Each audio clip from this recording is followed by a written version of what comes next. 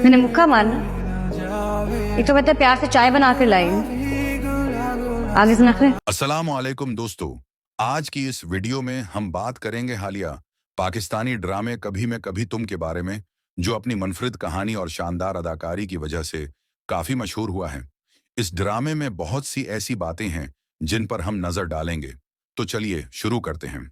कभी मैं कभी तुम की कहानी दो मरकजी किरदारों मुस्तफ़ा और शर्जीना के गर्द घूमती है, जिनका आपस में ताल्लुक मुख्तलिफ मोड़ लेता है। जैसे कि शादी से एक दिन पहले लड़के का शादी से इनकार कर देने पर हानिया आमिर यानी शर्जीना का अपने ही मंगीत्र के छोटे भाई मुस्तफ़ा से शादी कर लेना। ड्रामे में मोहब्बत, गलत फहमियों और कुर्बानियों की कहानी पेश की गई है, जो नाजरीन को अपनी तरफ मुतवज्जा करती है।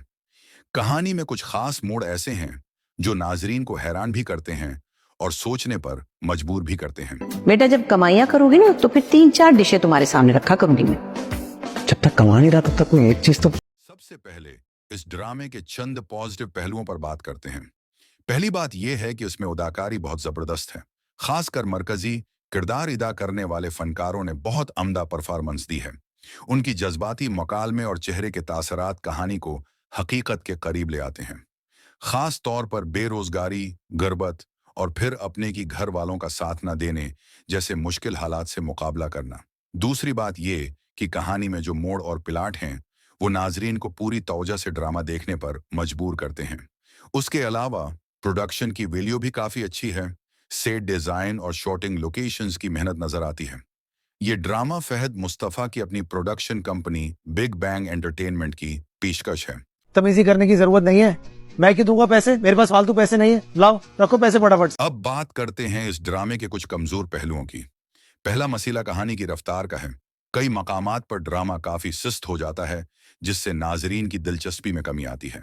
बाज औकात गैर जरूरी मनाजिर शामिल किए जाते हैं, जो कहानी को आगे बढ़ाने के बजाय उसे खींचते हैं।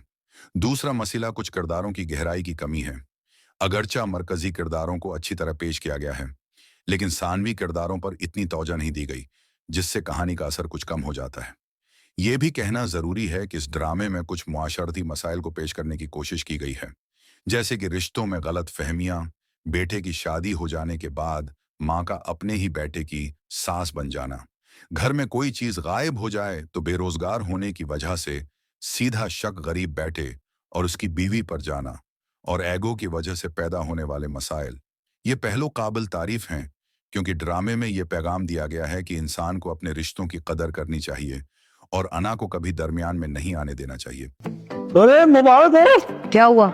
सैलरी आ गई। मजमूई तौर पर कभी में कभी तुम एक अच्छी एफर्ट है, जिसमें कुछ खामियां जरूर हैं, लेकिन उसके बावजूद ये देखने के काबिल है।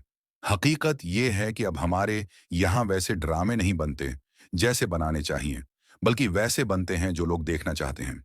लेकिन ये एक ऐसा ड्रामा है जो हमें सोचने पर मजबूर करता है कि हमारी जिंदगी में रिश्ते कितनी अहमियत रखते हैं। अगर आपने ये ड्रामा अभी तक नहीं देखा तो एक बार उसे जरूर देखें। उम्मीद है कि आपको हमारा ये रिव्यू पसंद आया होगा। मजीद आप कौन से ड्रामे या मूवी का रिव्यू देखना चाहते हैं, हमें कमेंट बॉक्स में जरूर बताएं।